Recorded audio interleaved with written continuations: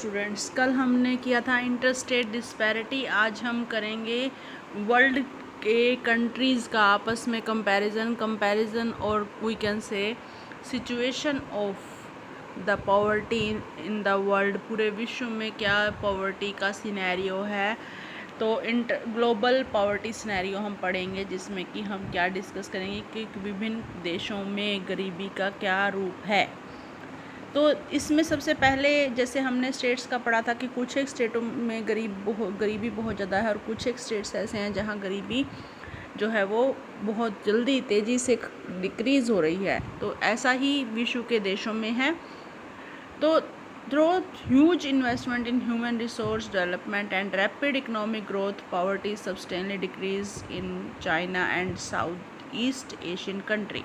तो अब यहाँ भी ये बताया जा रहा है कि चाइना और साउथ ईस्ट एशियन कंट्रीज़ में गरीबी तेज़ी से घटती जा रही है, क्योंकि उन्होंने ह्यूमन रिसोर्स में, मानव संसाधन में, उन्होंने अपने ह्यूमन बीइंग को इतना डेवलप किया है, उसकी स्किल्स को, उसकी नॉलेज को, and with that help they are able to remove poverty.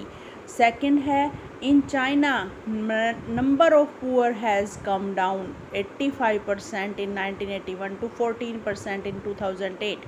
अब ये कितना साल पुराना डाटा है, 2008 भी बहुत जो है 10 साल बैक, 12 साल का बैक हो गया। फिर भी चाइना में देखिए 85% गरीबी थी और वो 14% पर आ गए हैं। Asian countries like India, Sri Lanka, Bangladesh, Nepal, Bhutan, Pakistan, despite decline in the percentage of poor, the decline has not been rapid. Means China के कंपैरिजन में पाकिस्तान, इंडिया और बांग्लादेश जैसे देशों में गरीबी कम तो हुई है, पर इतनी तेज़ी से नहीं जितनी चाइना और साउथ ईस्टर्न कंट्रीज़ में हुई है। इंडिया की पॉवर्टी जो है higher than the national estimates, it is done because of the different poverty the definition. और इंडिया की वास्तविक अगर गरीबी की दशा को देखें तो जो हमारा एस्टीमेट, जो सरकार आंकड़े देती है, उससे कहीं ज़्यादा है, क्योंकि पॉवर्टी लाइन को जिस तरीके से एस्टीमेट किया जाता है वास्तव में, और जिस तरीके से पॉवर्टी को देखा जाता है, कैलकुलेट किया जाता है, वास्तव में गरीबी क्या सिर्फ उतनी ही है? नहीं। गरीबी को सिर्फ ये कह देना कि जो व्यक्ति 425 रुपये या 400 रुपये नहीं कमाता पर मंथ, वो गरीब है, तो क्या जो 401 रुपये कमा लेता है वो गरीब नहीं है? फॉर एग्ज़ाम्पल कि मान लीजिए पॉवर्टी लाइन 430 रुपये रख दी, तो जो 430 कमाता है क्या वो गरीबी में नहीं आएगा? वो अमीर हो गया, वो पुअर्टी से दूर हो गया? नहीं, वो भी तो गरीब ही है बेटा। 10 रुपये में क्या फ़र्क पड़ा? In what way his life changed that he earned only 430 and poverty line is 420? तो ज़्यादा कैलकुलेशन जो है आंकड़ों की भी जो है वो ये दिखाती है कि पॉवर्टी लाइन इंडिया में इससे भी ज़्यादा है जितने आंकड़े प्रस्तुत किए जाते हैं।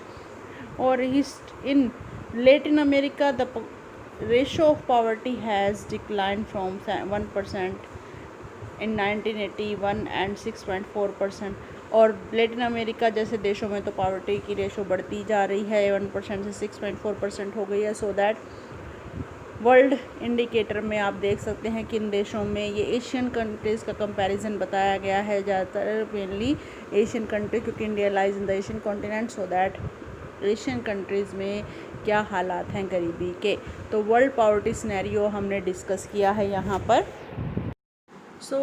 इसके लिए अब ये जानना बहुत ज़रूरी है कि ये पॉवर्टी के कॉजेज़ क्या हैं। बेटा ये तो आप छोटी क्लासेस से ही जानते आए हैं, what are the causes of poverty. Now we will discuss these in detail. सबसे पहले low growth rate. Low growth rate का क्या अभिप्राय है, क्या मीनिंग है? मीन्स तरक्की, विकास की स्पीड का कम होना, विकास का कम गति से होना, कम स्पीड से होना, तरक्की की in simple term we can say कि कम गति से विकास होना। तो ये जो है ब्रिटिश कॉलोनियल एडमिनिस्ट्रेशन के समय से ही हमारा गरीबी जो है, हमारे देश में गरीबी बहुत तेज़ी से फैलती गई, और उसके लिए हमारे इकोनॉमिक डेवलपमेंट, हमारा आर्थिक विकास बहुत ही कम गति से हुआ, क्योंकि As you know, discouragement of development of industries and handicraft product by Britishers ने तो कभी हमारे देश में हमारे उद्योगों को, हमारे जो हथकरघा उद्योग थे यानी जो हमारा हस्तशिल्प था हाथ से, क्योंकि उस समय अंग्रेजों के आने से पहले और अंग्रेजों के समय के दौरान हमारे देश में हाथ से बहुत ज़्यादा उत्पादन होता था, हाथ के सामान का बहुत ज़्यादा उत्पादन होता था, तो उन्होंने उसको बढ़ावा देने के बजाय डिस्करेजमेंट किया। तो ये भी आपने 8th क्लास में अच्छे से पढ़ा था कि उन्होंने हमारे इंडस्ट्रीज़ को, हैंडीक्राफ्ट को कैसे ख़त्म किया, उद्योगों को, क्योंकि उन्होंने सारा ही पैसा जो है हमारा जो है उद्योग ख़त्म कर दिया और सारा पैसा अपने देश के लिए प्रयोग किया। तो discouragement of development of the industries and handicraft product is one of the historical reason of the poverty. The policies of the colonial government discourage development of industries. हमारे देश में इंडस्ट्रीज के लिए उन्होंने कोई भी प्रयास नहीं किए, कोई पॉलिसीज़ नहीं बनाई जिससे हमारे देश में बहुत ही देर में उद्योगों का विकास हुआ। और कपड़ा उद्योग जो हमारे देश का छाया हुआ था, जिससे हमारे देश की मेन इनकम थी विश्व में, जिसके लिए देश भारत जाना जाता था, वो तो बिल्कुल ख़त्म ही कर दिया। एजुकेशन के लिए कोई प्रयास नहीं किया या अनएजुकेटेड लोगों को नौकरी देने का कोई प्रयास नहीं किया, और एजुकेशन तो हमारे देश में फैलाई ही नहीं। तो इस तरीके से हमारा देश में रोज़गार की कमी रही, उत्पादन के क्षेत्र विकसित नहीं हुए और बेरोज़गारी बढ़ती गई। और कृषि का तो आपको पता ही है, उन्होंने कृषि को बर्बाद कर दिया था, खेती को भी वो अपने देश के उद्योगों के लिए प्रयोग कर रहे थे। तो इन दिस वे डिस्करेज किया उन्होंने हमारे देश की डेवलपमेंट ऑफ इंडस्ट्रीज और हैंडीक्राफ्ट को तो ख़त्म ही कर दिया। तो colonial rule is one of the reason of poverty in India, because 200 साल तक एक्सप्लॉयटेशन हमारे देश का उन्होंने किया। तो this is the major cause of poverty and low growth rate of our country development. Next reason is high growth rate of population. ये भी आप सबको पता ही है कि हमारे देश की जनसंख्या का बहुत तेज़ी से बढ़ना भी गरीबी का एक कारण है। Next, huge income inequalities. हमारे देश में आय में बहुत बड़ी असमानता है। जो लोग अमीर हैं वो बहुत ही अमीर होते जा रहे हैं, उनकी आय बढ़ती जा रही है, और जो गरीब हैं वो दिन प्रतिदिन गरीब होते हैं, उनकी इनकम में कमी होती जाती है। तो that there are huge income inequality आय में असमानता मीन्स एक व्यक्ति लाखों रुपए पर डे कमा रहा है और एक व्यक्ति 5 रुपये पर डे भी नहीं कमा रहा है। ये क्या है? आय की असमानता। तो बिटवीन हैव और हैव नॉट, कुछ के पास बहुत कुछ है और कुछ के पास कुछ भी नहीं है। For these terms huge income inequality make it difficult to properly implement the poverty alleviation policies of the government, therefore it is the major cause of poverty। और इस कारण से सरकार की जो नीतियां हैं, सरकार जो प्रोग्राम बनाती है पॉवर्टी को दूर करने के, वो भी प्रॉपरली लागू नहीं हो पाते, क्योंकि आय में बहुत ज़्यादा असमानता है। कैसे कि जो इनकम जिनकी बहुत ज़्यादा है वो इन्फ्लुएंटल हो जाते हैं, प्रभावशाली होते हैं, और सरकार की नीतियों पर वो प्रभाव डालते हैं, सरकार को प्रेशराइज करते हैं, दबाव डाल देते हैं कि हमारे फ़ायदे के लिए काम करो, गरीबों के लिए नहीं। वो गरीबों के हिस्से की जो फ़ायदे हैं उनको अपने लिए प्रयोग करते हैं। तो in this way huge income inequalities are one of the reason. Next is lack of land resource, और lack of land resource is the also major cause of poverty. As you know, land जो है distribution क्या है हमारे देश में, छोटे छोटे ज़मीन के टुकड़े हैं लोगों के पास, कुछ बहुत से लोगों के पास तो हैं भी नहीं। तो लैंड डिस्ट्रीब्यूशन भी जो है, लैंड रिसोर्स भी हमारे देश में बहुत लो लेवल का है, और जिसका डिस्ट्रीब्यूशन भी बहुत छोटे छोटे हिस्सों में हुआ है, जिससे इनकम नहीं बढ़ सकती और एग्रीकल्चर पिछड़ी हुई है। इस कारण से हमारे देश में गरीबी है। तो बेटा जी, देयर आर सेवरल रीज़न, कारण तो बहुत से हो सकते हैं, मेन हमने डिस्कस किए। अब गवर्नमेंट क्या कर रही है, what government efforts we can see to remove the poverty. कि गरीबी को हटाने के लिए सरकार के क्या प्रयास हैं।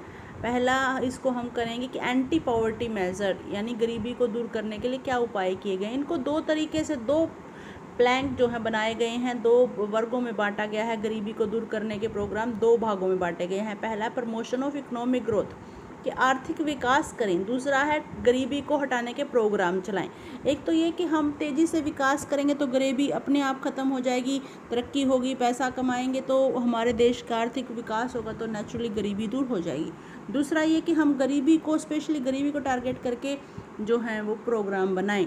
अब प्रमोशन ऑफ इकोनॉमिक ग्रोथ, आर्थिक विकास कैसे किया जाए, तो ऑफिशियली पॉवर्टी एलिवेशन एस्टिमेशन जो है वो उसके हिसाब से क्या है कि ग्रोथ रेट को हमें बढ़ाना होगा 3% जो 1970 में हमारी ग्रोथ रेट थी उसको 6% कर दिया गया 1980 में और 1990s में, और जिस कारण से गरीबी को काफ़ी हद तक कम किया गया। यानी हमारी विकास की जो दर थी, जो हमारी ग्रोथ रेट थी, स्पीड ऑफ डेवलपमेंट थी, वो 3.5% से 6% हो गई और इस 80s तक 90s तक, और ये जो है अब 9% तक पहुंच गई है। इसे प्रयास किया जा रहा है 12% तक पहुंचाने का, यानी स्पीड ऑफ ग्रोथ बढ़ाने का। तो इस तरीके से there is a link between reduction and of economic growth and removal of reduction in the poverty and economic growth, therefore promotion of economic growth helps in reduction of poverty। इस तरीके से economic growth करके हम गरीबी को घटा सकते हैं। और इसके साथ नेक्स्ट हमारा सेकंड प्लैंक है, that is targeted anti poverty programme. सरकार ने बहुत से प्रोग्राम चलाए हैं anti poverty related. Which are these? Let's discuss. One of these targeted anti-poverty program is national rural employment guarantee act, NREGA जिसे बोलते हैं। ये बहुत इंपॉर्टेंट है, इसके बारे में एक इंडिविजुअल क्वेश्चन भी आता है कि right A short note on the objective of NREGA. तो बेटा हम डिस्कस करते हैं नरेगा के बारे में। नरेगा जो है सितंबर 2005 में लॉन्च किया गया था। 100 डेज़ के इसमें क्या ऑब्जेक्टिव था कि 100 डेज़ का एम्प्लॉयमेंट दिया जाएगा, यानी 100 दिन का, 365 दिन में से 100 दिन का रोज़गार जो है वो प्रोवाइड कराया जाएगा रूरल एरिया में, ग्रामीण एरिया में। इसके लिए पहले, सबसे पहले जब ये लॉन्च हुआ तो 200 गांव चुने गए, 200 डिस्ट्रिक्ट चुने गए और रूरल बैकग्राउंड में से, जहाँ की उसकी जो है वो ये एम्प्लॉयमेंट दी जाएगी। उसके बाद इसको धीरे धीरे ये सफल होने लगा और इसको एक्सटेंड करके 600 डिस्ट्रिक्ट में फैलाया गया।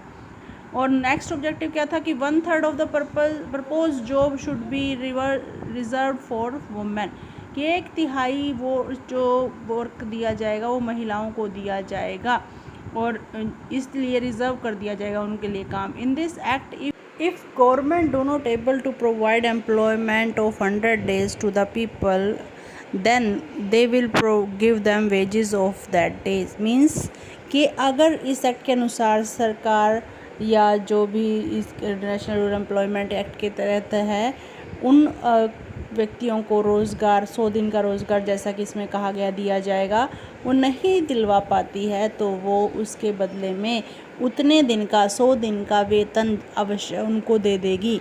काम नहीं दे पाती तो बेटा उसके बदले में उनको तनख्वाह मिल जाएगी 100 दिन की, यानी रोज़गार के रूप में उनको पैसा मिल जाएगा। तो ये सेंट्रल और स्टेट गवर्नमेंट के कॉम्बिनेशन से, कोलैबोरेशन से या सहयोग से चलने वाला एक प्रोग्राम है। तो ये है बहुत इंपॉर्टेंट है, इसके तीनों पॉइंट आप अच्छे से याद कर लें, समझ लें और इस तरीके से। एंड नेक्स्ट इज़ दैट के ये इसी तरह से बहुत से प्रोग्राम सरकार ने चलाए। नेशनल फूड फॉर वर्क है, 2000 में लॉन्च किया, काम के बदले में भोजन दिया जाएगा। उसके बाद अंत्योदय अन्न योजना, जिसमें कि जो है वो बुज़ुर्गों के लिए, जो बुज़ुर्ग होते हैं, सीनियर सिटीज़न होते हैं, उनके लिए अनाज, उनको भोजन सस्ते दामों पर उपलब्ध कराना। तो ये सारे जो हैं आपकी बुक में हैं बेटा, you can go through from it deeply and write down there objective points and कब लॉन्च हुए। तो इस तरीके से एंटी पॉवर्टी मेजर सरकार ने चलाए। तो ये हमारा सारा पॉवर्टी का सिनेरियो था जो कि आपने इस लेसन में डिस्कस किया। Read it carefully and raise your queries if you have, and then like and subscribe my channel so you can continue with this study of SS. Thank you.